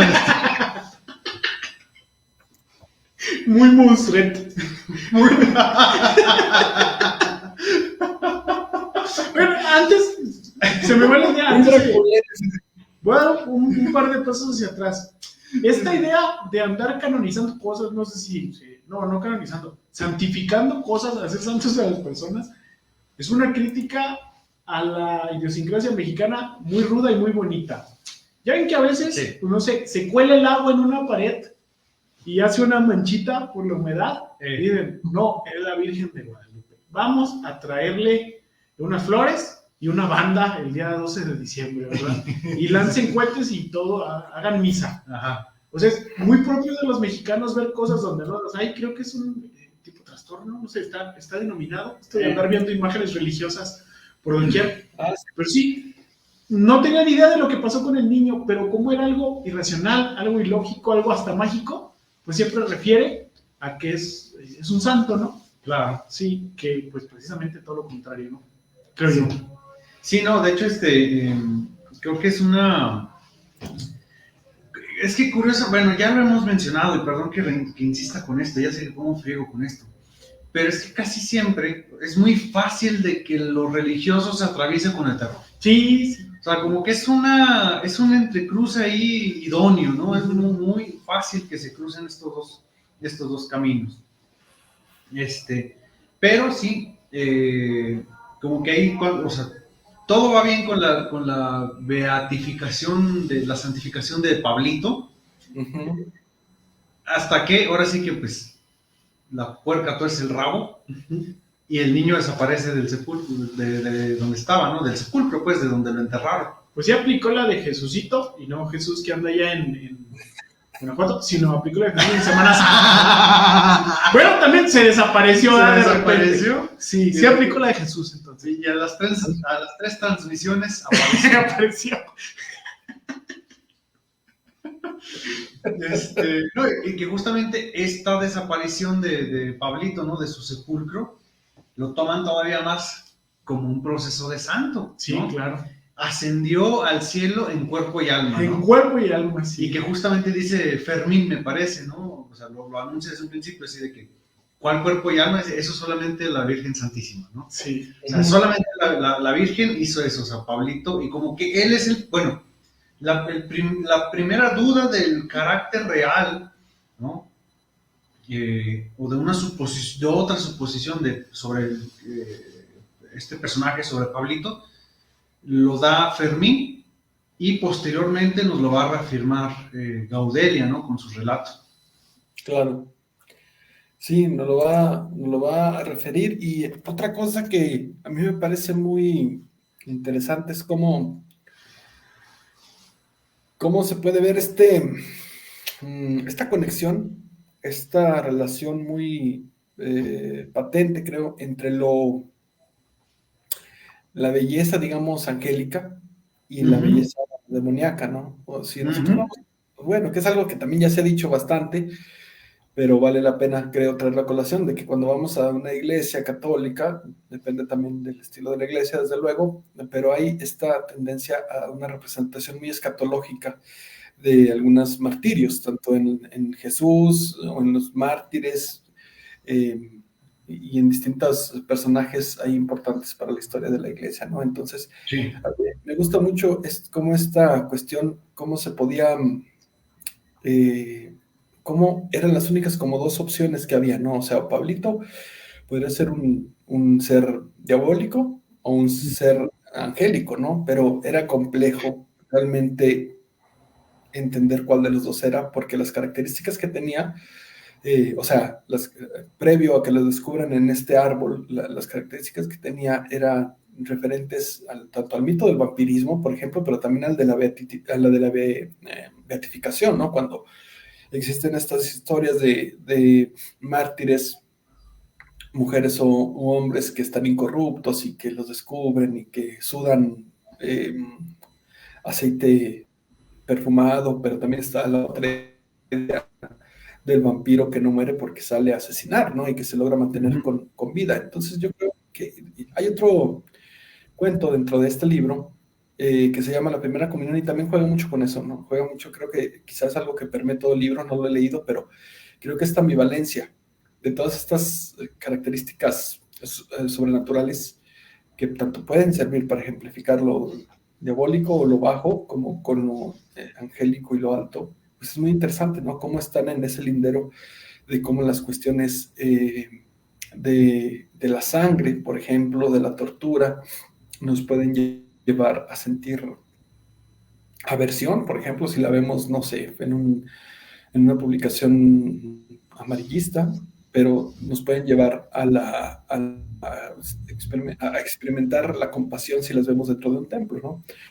Pero al fin de cuentas, pues es casi el lugar y la forma en que se tome todas estas cuestiones. Yo he visto, me imagino que a todos nos ha tocado ver estas estatuas o arte religioso terrible, ¿no? Que muestran de manera muy gráfica sangre, dientes, ojos, en una posición que refieren, por ejemplo, a la muerte y que son objetos de devoción y digamos, de referentes de esperanza, de fe y de caridad, ¿no? Por ejemplo. Sí, que de hecho, bueno, me hace recordar muchísimo, pues vaya, toda la parte de la mística, ¿no? Toda la tradición de la mística, ¿no? Que va justamente, ¿y cómo les llaman estas ¿cómo se les llama? Como estas pertenencias, las reliquias, perdón, las reliquias, ¿no? Que son estas pertenencias que se le quitan, por ejemplo, a personas que se les considera santas, ¿no? Y se las guardan, ¿no? Es como que, no, pues un cachito del manto de Santa Hildegarda, de Santa Rosa de Lima, así, como pues, justamente pues se les pueden hacer un favor, un fervor, un milagro incluso. Claro. Pero hay, por ejemplo, hay testimonios, ¿no? Y bueno, pues hay textos, ¿no? Que hablan de cómo incluso, por ejemplo, a algunas santas, a una de ellas, Santa Hildegarda de Bingen, que le llegaron a quitar dientes cuando se murió, ¿no? Que las mismas compañeras de la congregación, ¿no? De este claustro, le robaban dientes para guardárselos a manera de reliquia, justamente, pues por si algún, pues, no sé, tienen que curar algún inválido, ¿no? O hay alguien que no pueda caminar, que, o sea, así. O para hacer un trato bien mamalón con el hada de los dientes, ¿no? Exactamente, ahí para que les paguen en culones, Entonces, pero vaya, o sea, que justo, o sea, si no estás inserto dentro de esta dinámica, dentro de esta dinámica, dentro de esta fe, es algo que pasa por una película de horror, ¿no? Por supuesto, sí. Pero que si es algo que está inserto dentro de toda esta misma dinámica, es algo que pasa por la compasión, por la exaltación, por la belleza. O sea, es esa delgada línea entre lo bello y lo grotesco, ¿no? Que está muy a pie, ¿no? De ahí al pie del cañón, claro, en sí. religioso. Pues es que en lo religioso pasa mucho en cuanto al desconocimiento desde fuera. Si agarramos a cualquier persona que no tenga idea del catolicismo y le decimos que en la misa hay una, ¿cómo le decía? Transmutación, transfiguración. Transubstanciación y que un pedazo de hostia que es como masa, ¿no? Ajá, sí. Se vuelve carne. Ya deja tú que sea de Cristo, que se vuelve carne humana. Ajá, decimos, sí. Como que algo no cuadra, ¿va?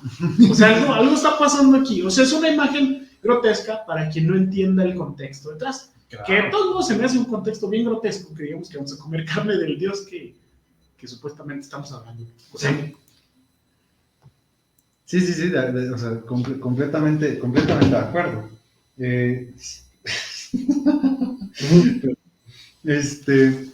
Bueno, entonces, pero, a ver, perdón, pues, para seguirle, ¿no? Sí. Lo que pasa, pues, es que en un punto el cuerpo del niño desaparece y pues se arma la gorda, ¿no? Hay unos que dicen, como ya dijeron, que se elevó al cielo como la Virgen. Bueno, esta parte que ya dijimos, ¿no? De todo esto, pero la cosa es la reacción pública que hay, ¿no? La reacción generalizada. A partir de que Pablito, el cadáver de Pablito desaparece, empieza a darse una serie de situaciones desagradables, ¿no? Que van desde estas picaduras en los cuerpos, sensaciones de pesadillas, una sensación generalizada de perdón, ¿cómo decirlo? De incomodidad, ¿no? Que se traduce en pesadillas, situaciones así, una situación terrible, o mejor dicho, como funesta, ¿no? Hay toda una situación muy, muy desagradable. Entonces, cuando se empieza a gestar esto, pues la gente no sabe qué hacer, porque, pues bueno, se supone que Pablito se fue como la Virgen al cielo, en cuerpo y en alma, pues porque está pasando todo esto, ¿no? Porque coincide, pues, con esta situación. Entonces, lo que pasa es que, si no estoy recordando mal, pues salen a buscarlo, ¿no? Porque dicen, pues, ¿dónde está Pablito, no? ¿Qué onda? Sí. O sea, ¿qué pasó? Y obviamente salen precedidos por, bueno, sale todo el pueblo, pero el sacerdote Fermín y la mamá de Fermín y obviamente Gaudelia. ¿Sí dijimos que Gaudelia? ¿Cómo dijimos? Gaudelia, sí. Sí, Gaudelia. Salen allá a buscarlo, ¿no? Entonces, bueno, es que lo que sigue creo que ya es un poco más rápido, ¿no? Lo que sigue es que lo atisban, lo ven en un bosque, o sea, entre unos árboles, reparan una figura que está encaramada en unas ramas y se dan cuenta de que es Pablito. Sin embargo, Pablito ha sufrido una mutación y presenta características que terminan de echar por tierra las teorías de la beatificación y de la santificación de Pablito, ¿no? Porque está convertido en una bestia que remite a cuestiones demoníacas, ¿no? Tiene pelo, las orejas están puntiagudas, tiene colmillos y tiene alas membranosas. Entonces, el sacerdote al ver esto, pues trata de exorcizar y trata de alejar a este ser y empieza a dar una serie de rezos, empieza a combinarlo para que el diablo deje de tomar posesión del cuerpo de Pablito. Y pues allí se da como que es un poco, eso sí, pues ya es un cliché, ¿no? Este enfrentamiento entre las fuerzas del bien y del mal, el bien representado por el padre. Y pues al final Pablito estaba ahí, pues yo creo que estaba como descansando y logra, o sea, lo aterrorizan y se va, ¿no? Pues ya todos vuelven al pueblo, la mamá de Pablito está naturalmente desconsolada, todos empiezan a ligar porque tenían esas pesadillas, porque había esas picaduras y se dan cuenta que en realidad lo que pasaba es que Pablito era un ser demoníaco. Es interesante que no lo refieren como vampiro, ¿no? Nunca dicen, ay, Pablito es un vampiro. Pero por la descripción también que hizo la mamá de este hombre, que era el papá de Pablito, pues sabemos que era un vampiro, ¿no? O sea, estas marcas estas mordidas que les da y todo esto. Pero Pablito retoma esa imaginería del vampiro murciélago, ¿no? O sea, de un murciélago morfo, porque sabemos, por lo que nos dice el relato de Gaudelia, que su papá no era un hombre, un murciélago antropoformizado, sino que era un hombre común y corriente. Sin embargo, Pablito ya anda ahí convertido, ¿no? En un pequeño vampirillo, cubierto de pelo y todo esto que digo. Entonces se retiran, se van, el padre se va a la iglesia, obviamente todos están muy conmocionados, y el padre se va a la iglesia y empieza a rezar, está muy contrariado de todo lo que está pasando, y lo acompañan Fermín y la mamá de Fermín, ¿no? Uh-huh. Y de pronto se dan cuenta que en el altar de la iglesia está lleno, ya está Pablito, pero Pablito no está solo, está acompañado de una marejada de hermanillos, de vampirillos menores, y como palomas, me imagino, ¿no? En diversas partes del templo, acurrucados ahí y listos para atacar, ¿no? Entonces sabemos pues que Pablito se ha ido multiplicando, ha ido ahí haciendo su caterva de chupasangres, y pues vemos que se lanzan, el cuento termina con el padre siendo devorado por Pablito y sus hermanos, y la última voz que se escucha es la de la mamá de Fermín, que dice que ella y Fermín están tratando de escapar porque a ella no le gustaría morir así, y dice al final, ojalá pueda irme del pueblo, porque pues yo no quiero terminar como está. Sí, de hecho, hay una parte, se me hizo no sé, creo que pocas veces había visto ese recurso en un cuento, ¿no? Que pone una nota al pie de página, ¿no? Sí. Gabriela, que justamente, digo, o sea, cuando empieza a hablar de la forma en que nace el niño, ¿no? Que desde niño nace con colmillos, ¿no? Con dientes, dice que a varios personajes de la historia, ¿no? A Luis XIV, Luis XVI, no me acuerdo. Sí. Julio César, Aníbal, Napoleón. Y AMLO. No es que él ya nació viejito. No, a Cedillo. Nomás chéquele las orejas. Esa güey sí es cierto. A Salinas. Si no nos censuran también este capítulo. Sí. Ya sea el segundo de Mariana Enríquez. Sí. Y entonces, que justamente dice, todos estos personajes se dice que nacieron con dientes. Con dientitos. Y se decía que eran vampiros, ¿no? Entonces, ya como que, bueno, para mí desde ahí dije, ok, o sea, ya sé por dónde va a ir el show, ¿no? O sea, pues a mí me advirtió, ¿no? Pero sí creo que es un cuento que tiene un cierre más que nada como triste, ¿no? Como en en este sentido de que, pues, creo yo que era inevitable el desenlace, muriera, ¿verdad? De que iban a morir, gracias, perdón. Creo que era como prácticamente inevitable, o sea, pues, iban a morir. No lo dice, pero creo que más que un final abierto, se evita la necesidad de decirlo gráficamente y permite que la historia haga lo suyo. Aquí ni siquiera es una sugerencia, ¿no? No. Dice, pues esto va a pasar, imagínatelo, porque pues yo ya terminé.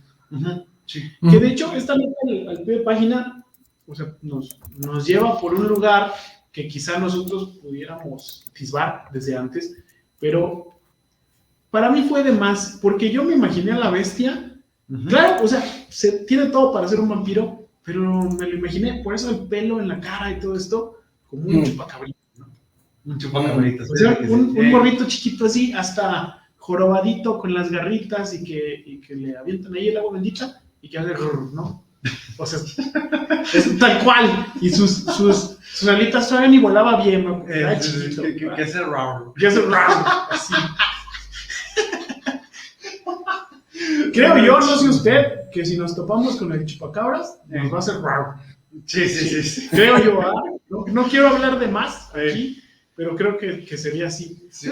Como mezclando el vampiro con muchos de los aspectos monstruosos en la cultura mexicana, ¿no? Teniendo pelo, que es agresivo, que se comporta como bestia, que, o sea, todo esto, pelo en la cara, bolitas, me imagino que tenía garras, no sé si lo dice tal cual, pero me lo imagino así. Sí. Una bestia que se aleja un poco del vampiro, o más bien le suma, ¿no? Más que se aleje. Sí, le suma. Yo me lo imagino pues, prácticamente como un murciélago es cierto, grandote. y que también como esta cuestión que... Perdón, no, solo iba a decir que también esto como que es muy cercano a nosotros, ¿no? Y, igual quizá de una manera un poco chusca, pero con todas estas películas de Santo y los monstruos y de Pepito contra los monstruos, como estas cuestiones muy, digamos, que así acá eran como una burla, pero en su momento era como esta caracterización muy barroca, ¿no? De los monstruos, ¿no? Como en las películas de los 30s, de los 40s en Estados Unidos, que debido a que no tenían como este recurso del sci-fi y todo esto, pues tenía que hacer todo a base de disfraces y que le daba un matiz estético muy interesante, ¿no? Entonces yo estoy muy de acuerdo con esa idea de que el chupacabras, ¿no? Y creo que eso como que, creo yo, no sé, como que mexicaniza, ¿no? Porque el vampiro, el papá de Pablito, pues era como Drácula, ¿no? Un cabrón así elegante, bueno, digamos seductor, que no pasa por vampiro a la primera, que tiene la habilidad de seducir mujeres, pero Pablito pues es un monstruito, ¿no? Tal cual. Sí, yo completamente de acuerdo. Yo hasta me lo imaginé como un murciélago grandotote, ¿no? O sea, con rasgos medio de niño, ¿no? Sí, o sea, como justamente el pelo, por ejemplo, en la cara, ¿no? Esto de las alas translúcidas, membranosas. O sea, pues digo, pues es un murciélagote, ¿no? Sí, O sea, sí. un murciélagote. Pero sí, pues justamente es como con esta, pues sí, no un niño murciélago, una cosa así, ¿no? El Batman. Claro. Entonces, pero creo que sí justamente da como el clavo como en este ambiente, pues sí, justamente mexicanizado, rural, ¿no? Esta imagen, como que hasta cierto punto se me haría un poco chocante, ¿no?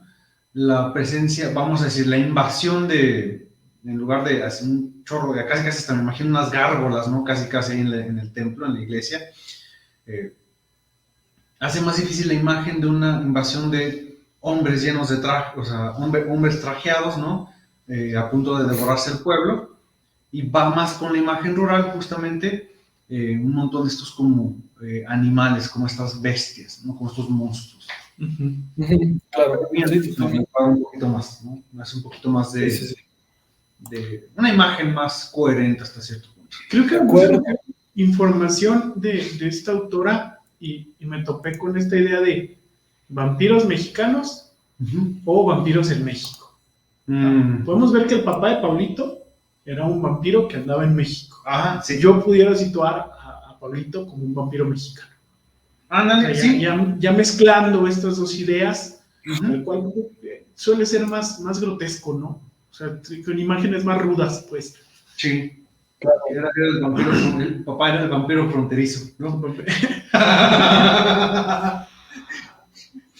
Que todavía traía acento gringo, ¿eh? Y el hijo ya tiene acento rancherón. Sí. El hijo era pocho.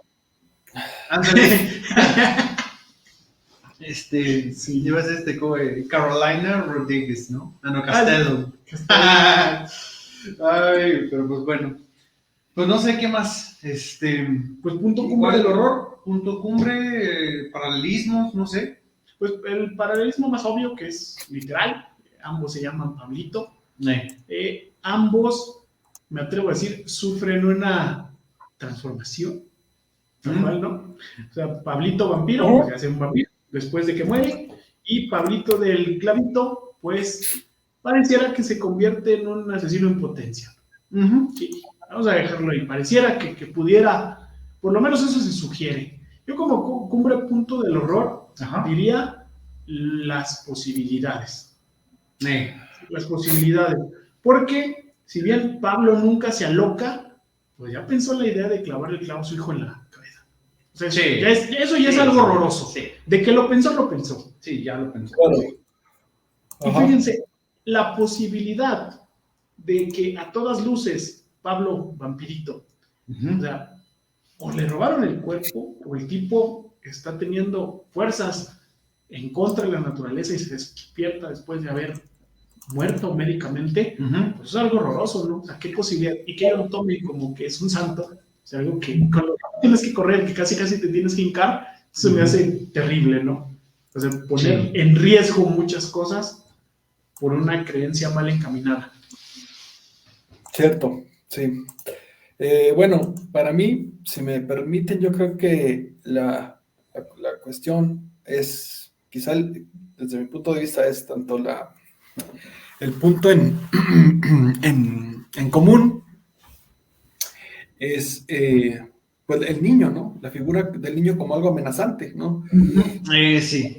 Bueno, en el de Rábago es obviamente muy obvio, pero también en el otro, en el de Mariana Enríquez, pues vemos que si bien para nosotros, para el lector, el niño no representa ninguna forma de terror, para Pablo sí. Para Pablo es algo desesperante, es algo de lo que no se puede escindir, es como una especie de maldición, ¿no? En donde se da cuenta, es consciente de ese horror, de lo que se enfrenta, y en ambos casos pues son niños, ¿no? Entonces el recurso de utilizar a los niños como medio para que el horror suceda, quizá en ocasiones puede ser medio baratón, medio efectista, así como de, ay, un niño vampiro, ay, no, pues eso sí está muy cariñoso, ¿no? Pero creo que en este caso está interesante, ¿no? Porque el hecho de que lo haya como mexicanizado, a mí me gusta, ¿no? Que ha hecho una vesticita así, como que le da una especie de carácter barroco al cuento, ¿no? De que tuviera alitas, así, como que me remite a estas criaturas como de Guillermo del Toro, ¿no? Que incluye estos seres fantásticos como en narrativas que a lo mejor no son tan, como por ejemplo La forma del agua, es una historia de amor, pero el hecho de que salga esta criatura sobrenatural, tan sobrenatural, pues es muy interesante, ¿no? Le dota como esta película de una cuestión muy particular, entonces creo que eso pasa con el cuento de Rábago, ¿no? Pero en ambos casos, pues es este recurso de lo menos esperado, ¿no? O sea, si se fijan, la figura del vampiro papá de Pablito, pues palidece, ¿no? Es un vampiro clásico, digamos, hasta cierta forma. Pues así bastante prescindible, ¿no? Y ya para cerrar, hay un cuento de este autor que en una ocasión vimos del siglo XIX, Bernardo Couto, en donde también hay un niño vampiro. ¿Te acuerdas? No sé si te lo pasé o si lo leímos, pero... Sí lo comentamos, ¿no? El de rojo... Carmesí. No, rojo y blanco. Rojo blanco, sí. Sí lo mencionamos, sí. Creo que era eso, ¿no? De este niño que descubren, de esta mujer, que descubren en una mujer pobre, que descubren muerta en las ciudades y que se da cuenta que tenía un bebé y que el bebé logra vivir, lo encuentran vivo, la mamá ya está ya está empezando a tener putrefacción, y lo encuentran vivo porque el niño chupó la sangre de la mamá, ¿no? Entonces hay como ese referente. Es un cuento maravilloso, breve, pero muy, muy, muy, a mí me gustó mucho. Entonces, como digo, yo creo que cuando se usa a un niño, como esta película también, la de Déjame entrar, no sé si la ubican. Bueno, hay un remake gabacho, pero creo que la original es noruega de una niña vampira que se hace amiga de un niño. Y bueno, está muy, muy padre. Sí, mira, de hecho, también, y bueno, es que creo que ya no puedo aportar mucho respecto a los paralelismos, porque creo que, bueno, también iba en línea con esto de, justamente de los niños usados como un punto de terror, ¿no? Pues también el petiso de Judas, al final de cuentas, es un niño, ¿no? O sea, es un niño que desde muy joven empieza a hacer cosas terribles, ¿no? Sus barbajanadas. Sus barbajanadas. Entonces, creo que sí, justamente hay recursos, ¿no? Creo yo.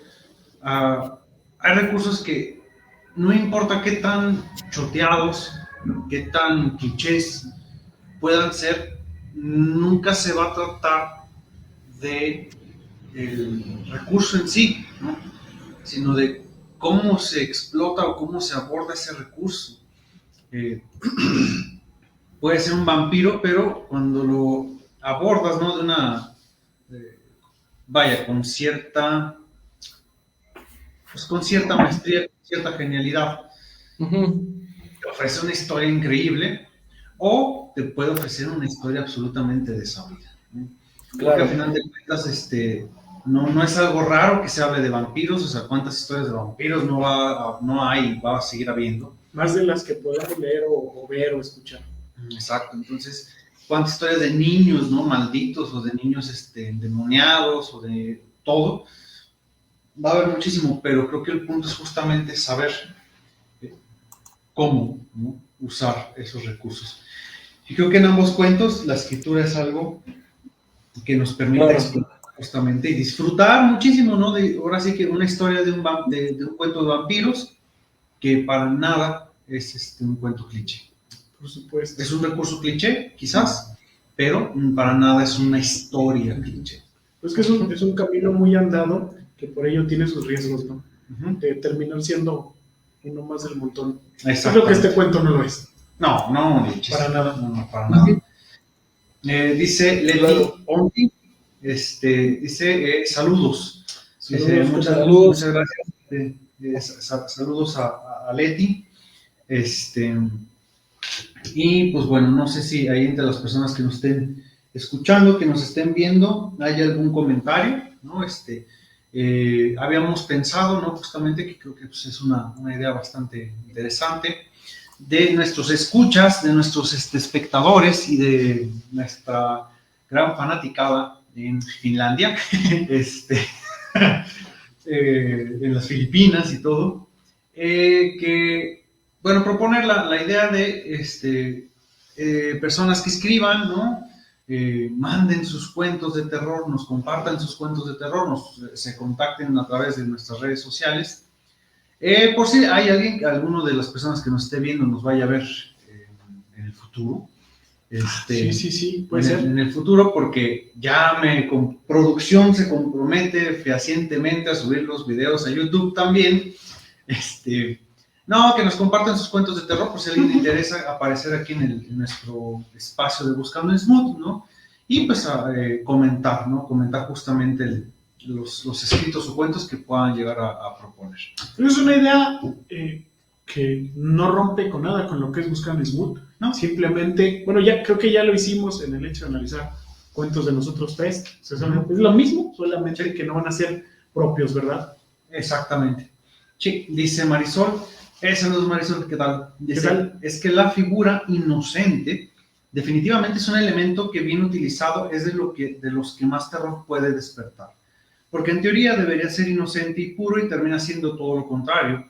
Es algo inesperado porque siempre esperas un adulto malvado con locura o una figura monstruosa. Claro, sí. Que lo horroroso llegue por parte de algo que a priori debería ser inocente, pues siempre va a ser todavía más chocante, ¿no? Así es, porque no desconfiamos para nada de un niño nunca, ¿no?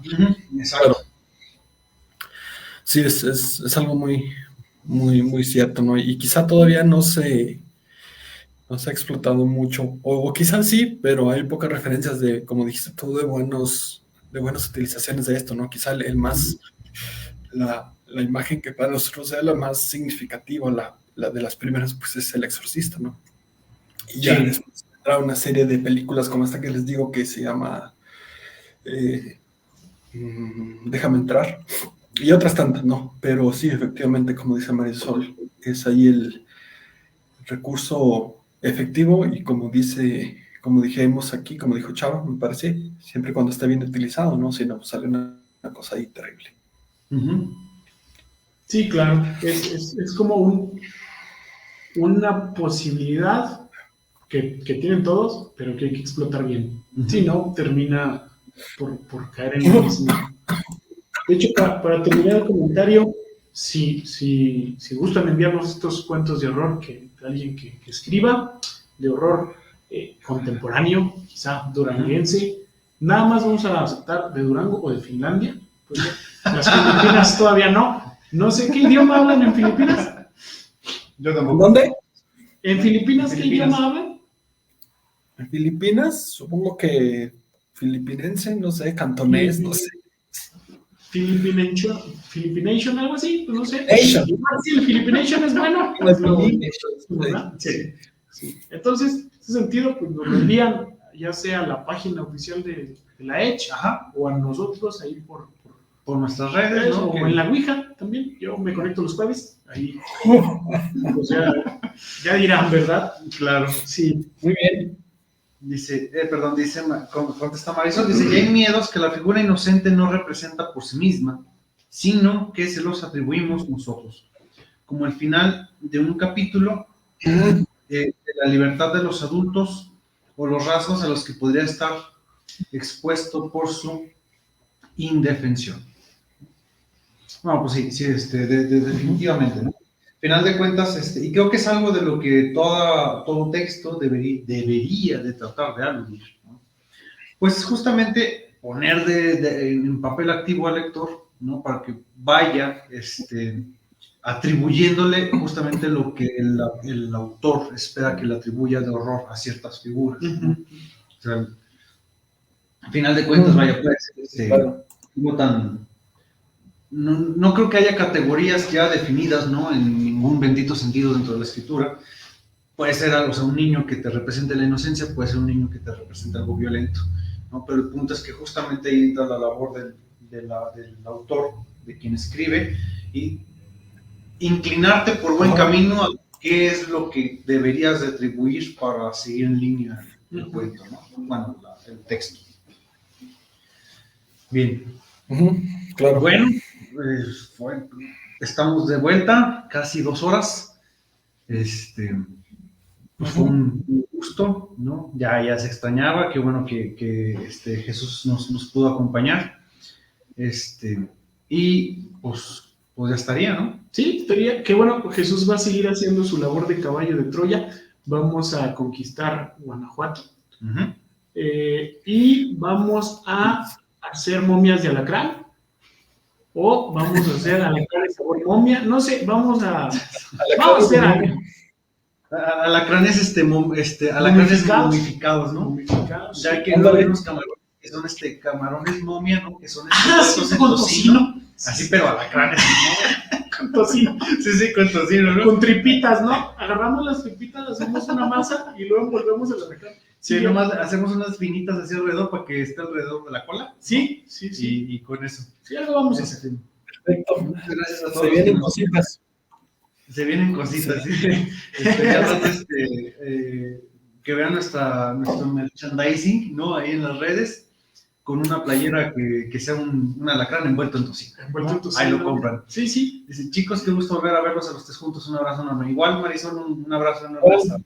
Muchas gracias. Anda. Y pues nos estamos viendo tentativamente el próximo mes, ¿no? Sí, tentativamente el próximo mes, que bueno, mediados del próximo mes, ¿no? ¿O finales? Finales. Porque el próximo mes ya es como el jueves, entonces sí. Ah, bueno, sí. Y luego no nos van a estar exigiendo. Ya les... ¿verdad? Exactamente. Bueno, pues, nos vemos, pues. Sí, gracias totales. Gracias a todos.